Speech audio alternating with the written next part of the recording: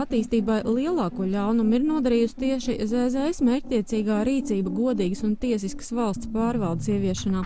Plecu pie pleca ar Saskaņas centru, Andris Čēles Tautas partiju un Ainārs Lesera pirmo partiju ar Latvijas ceļu, zaļie zemnieki jau agrāk cītīgi piestrādāja, lai dažāda ranga likuma uzrauga un korupcijas apkarotāju spēki būtu iespējami vājāki.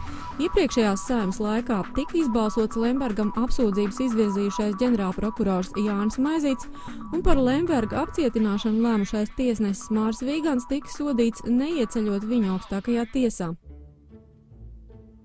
Kad pienāca laiks lemt par jaunu tiesību sargu, tieši ZZS nepiekrita balsot par Anitu Kovaļevsku, profesionālu atzītu izcilu speciālistu cilvēktiesību jomā, bet panāca, ka tiek izraudzīts vājākais kandidāts Juris Jansons, kura reputācija turklāt oficiāli apšaubīja valsts kontroli.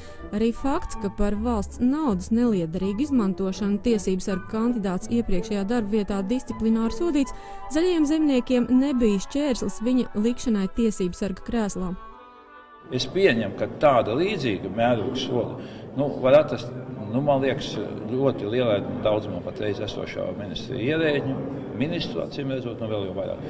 Man viņš nešķiet pietiekošs arguments, lai es par viņu nebalsotu. Savu noteikumu diktāts ZZS un Lembergam izdevās ar opozīcijā atstātā Saskaņas centra atbalstu. Izpētot jau atlaistās Saeimas balsojumus, redzams, ka 9 mēnešos 44 plenārsēžu dienās ir bijis 51 gadījums, kad zaļie zemnieki kopā ar Saskaņas centru ir bloķējuši Dombrovska un vienotības priekšlikumus. Var secināt, ka zaļajiem zemniekiem ar Saskaņu sakrīt domas šur turpat nacionālajos jautājumos. Piemēram, imigrācijas lietās. Vēl nu pat tieši ZZS dēļ Saskaņai izdevās saglabāt iespēju Krievijas pilsoņiem turpināt izpirkt Latvijas īpašums, pretim saņemot šeit uzturēšanās atļaujas.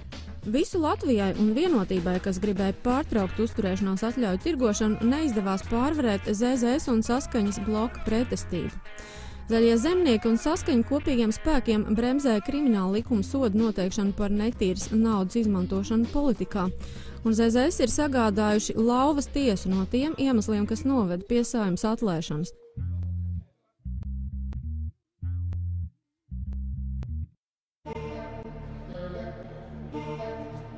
Tas ir balsojums pret korupcijas apkarošanu, neļaujot knapi veikt kratīšanu Aināra Lesera dzīves vietās.